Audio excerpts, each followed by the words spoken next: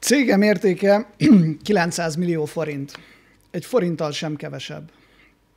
Hallottuk ezt egy cégvezetőtől nem olyan régen, aki még azt is hozzátette, hogy aki ennél kevesebbet kínál a cégért, az igazából az ő munkavállalóit alázza meg, mert hogy nem értékeli azt a befektetett munkát, amit az elmúlt években beletettek.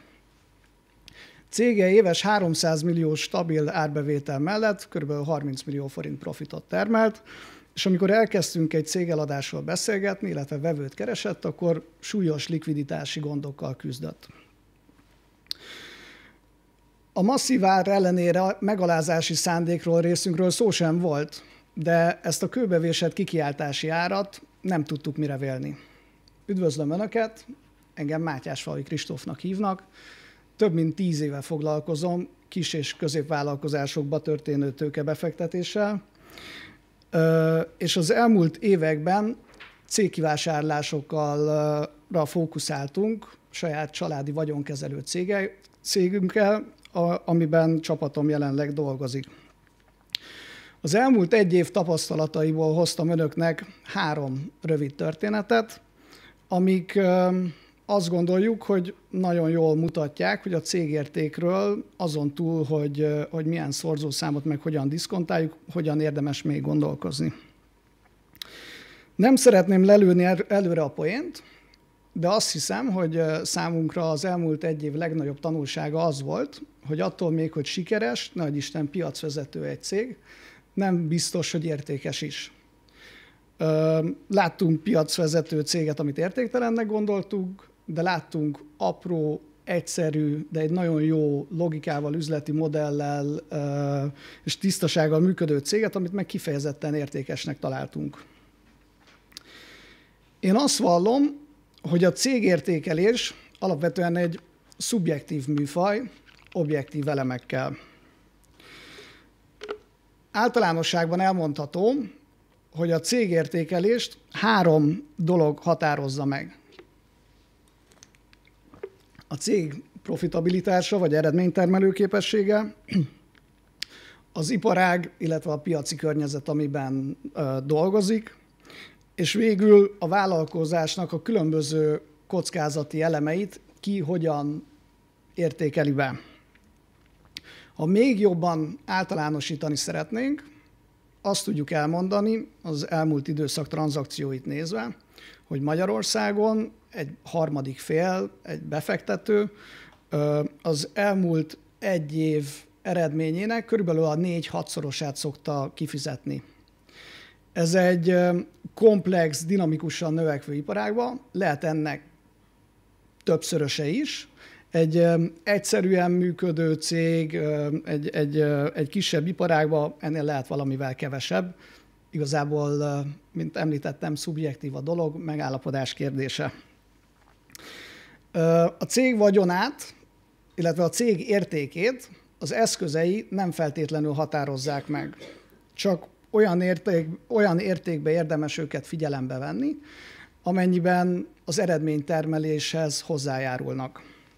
Nagyon sokszor látunk olyan példákat, hogy igazából a cég működéséhez közvetlenül nem kapcsolódó elemek is szerepelnek a cég könyveiben. Ilyen például egy balatoni üdülő is, amit egy befektető, vagy harmadik fél, vagy versenytárs, aki ilyenkor a cégértéket nézi, nem feltétlenül akar kifizetni, vagy felértékelni. Éppen ezért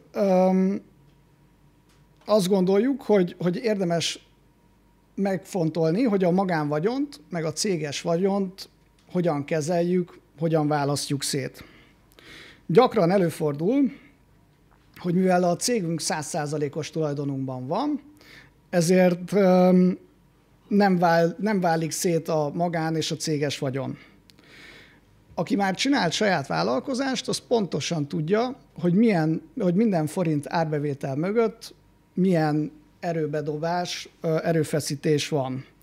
Éppen ezért, ahol optimalizálni szeretnénk, ott megpróbálunk, mert optimalizálni tudunk, ott megpróbálunk optimalizálni. Ha történetesen valaki mondjuk a vitorlázásnak a szerelmese, és a befektetett munka gyümölcsét esetleg egy vitorlázás megvásárlásával akarja élvezni, akkor gyakran látunk arra példát, hogy ezt bepakolják a cégbe. Ez néhány egyszerű jogi lépéssel teljesen tisztán megvalósítható. Azt hiszem, nem is kell mondanom, hogy egyből az áfát vissza lehet igényelni, az értékcsökkenés pedig az eredményterhére el lehet számolni. Ez egy win-win szituáció, de nem feltétlenül egy független harmadik félnek vagy egy befektetőnek. Bár ellentmondásnak tűnhet, de alapvetően, hogyha ezeket szétválasztjuk, mondjuk egy külön cégbe pakoljuk, értékesebb céget kapunk, mint hogyha a kettőt egyben kezeljük. Én azt hiszem, hogy ma több előadás is fog arról szólni, hogy hogyan alakítsunk ki cégcsoportot. Szerintem ennek manapság már nem őrült nagy a költsége, a fenntartásának sem. Érdemes ezeken időben gondolkozni, hogy hogyan válasszuk szét. Sokkal nagyobb értéket teremtünk, és saját magunknak nagyobb rugalmasságot adunk, mert így könnyebben eladható lesz a cég, ha egyszer meggondoljuk magunkat. Vagy itt van egy másik helyzet, amire már a bevezetőmben utaltam. A 900 millió forintos cégértéknél azért volt a cégeladó, meg közöttünk egy véleménykülönbség, mert ugyan elismertük, hogy a cége valószínűleg ingatlannal együtt, meg mindennel együtt olyan 250-300 millió forintot ér, de mi a frissen elnyert EU-s pályázatot, amit még le se hívott, nem akartuk egy az egybe elismerni. Én azt gondolom, hogy nem feltétlenül triviális, de az ingyen pénznek is van kockázata. Az a tapasztalatunk, hogy 5-ből körülbelül 4 cég rosszul használja föl az elnyerhető, megpályázható támogatásokat. Csak utólag jövünk rá, hogy időt, pénzt és energiát vesz el a valós piaci igényektől, és gyakran fókuszvesztéshez vezethet. Éppen ezért egy megítélt sok 100 millió forintos támogatást nem lehet egy az egyben a cégértékben érvényesíteni. Valamennyit biztos, hogy fog számítani, valamennyit biztos, hogy ér, de ne feledkezzünk meg arról, hogy nagyon sok kockázatot hordoz. Futjuk a kivitelezési, piaci, fenntartási kockázatokat, csak hogy egy néhányat említsek. Láttunk már olyan esetet, ahol ezek a támogatások megroppantottak egy amúgy addig nagyon sikeresen működő céget. Éppen ezért érdemes átgondolni, hogy vállalati stratégiánkba tényleg beleillik-e az adott EU-s támogatás, vagy csak azért fordulunk hozzá, mert ingyen pénznek tűnik. Cégértékben csak azután lehet beszámítani, ha már egy ilyen projekt sikeresen megvalósult. És akkor rátérnék harmadik történetemre is. Évelején egy külföldi befektető megbízásából egy magyar KKV kivásárlásán dolgoztunk. A milliárd forintos vételárat a befektető vagy vevő elfogadhatónak tartotta, mert Magyarországon piacvezető a cég, nem volt, hanem még mindig az, illetve a tulajdonosok elmondták, hogy az elmúlt 10 évben ők egy forint osztalékot nem vettek ki a társaságból. A vállalkozást közelről szemügyre véve, bocsánat, elmegy a hangom, azt tapasztaltuk, hogy valóban nem vettek ki egy forint osztalékot sem a vállalkozásból, azonban a tulajdonosoknak több mint 1 milliárd forintos hitelük volt a társaság felé. Ez azért történhetett meg, mert minden fillért, profitot ők gyakorlatilag hitelként fizettek ki maguknak, hogy az osztalékadót megspórolják. Ez jól működött a korábban említett alacsony kamatkörnyezetben, azonban a hirtelen kamatlábemelés ezt a modellt nyomás alá helyezte, masszívan elkezdett nőni a hitelállomány, a tulajdonosok is rájöttek, hogy nem feltétlenül fenntartható, és a megoldást egy cégeladásban keresték. Egy ilyen méretű tranzakciónál már adótanácsadókat is bevonnak a vevők, és amikor ezt a helyzetet elemeztük, gyakorlatilag a hitel elengedése nem volt egy jó megoldás, mert számviteli, meg adózási problémákat, kockázatokat vetett fel. Éppen ezért egy úgynevezett technikai osztalékfizetést javasoltak a jelenlegi tulajdonosoknak, hogy a felhalmozott nyereség terhére döntsenek egy osztalékfizetésről, azt ilyenkor le kell adózni a 15%-os osztalékadó mellett, és ez nem kerül kifizetésre, hanem a hitellel összevezetésre kerül, és így gyakorlatilag nettósítják.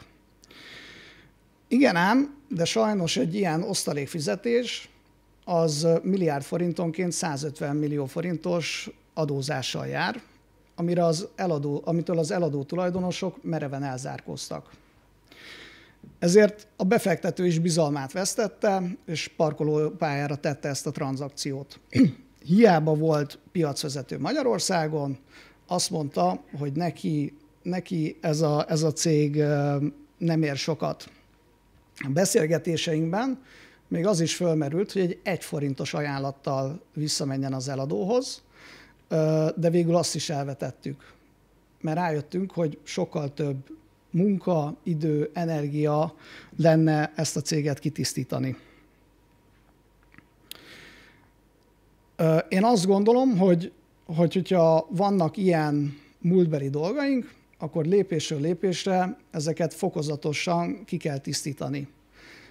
Azért, mert amit korábban nem adótanácsadó segítségével találtunk ki struktúrákat, ezeket jobb lépésről lépésre, hogy minden évben csak egy picit fájjon kitisztítani, és utána egy transzparens, jól működő céget üzemeltetni, ami utána értékes és eladható. Ha erre a 3 történetre visszatekintek, azt látjuk, hogy mind a 3 megtörtént eset, de nem egyedi. Ez a mintázat, ez rendszeresen visszatér, azért gondoltam arra, hogy elhozom önöknek, és beszélek róla. Hogy egy sikeres cég, értékes cég is, azt nagyon sok apró tényező, nagyon sok szubjektív tény is befolyásolja. És azt gondolom, hogy amikor a saját cégünkre rátekintünk, akkor 3 kérdést érdemes föltenni a hosszú távú cégértéknövelés érdekében. Szétválasztottuk-e a magánvagyonunkat a céges vagyontól? Mik azok a területek, amire megéri erőforrást allokálni a hosszú távú sikerek érdekében, illetve hogy kell-e bármit is magyarázni a céggel kapcsolatban. Minél többet kell magyarázni, a bizalmatlanságot annál inkább növeljük, és az a cégértékben meg fog jelenni. Tudom, hogy most elég nehéz gazdasági környezetben vagyunk, de azt gondolom, hogy soha nem lehet elég korán elkezdeni ezekről gondolkozni. Legyen szó adó, jogi, pénzügyi kérdésekről, mindennek nagyon-nagyon hosszú az átfutási ideje. Ez nem csak hónapokban, hanem gyakran években mérhető. Érdemes akkor foglalkozni velük, amikor lehet, és nem akkor, amikor kell, mert gyakran akkor már elég késő, hogy bármit el lehessen érni. Én arra buzdítom önöket, hogy minél több szereplővel, köztük velünk is, üljenek le egy kávéra, hogy a különböző értékajánlatokat és véleményeket megismerjék. És hogy a cégvagyon megőrzésén minél előbb kezdjenek el gondolkozni.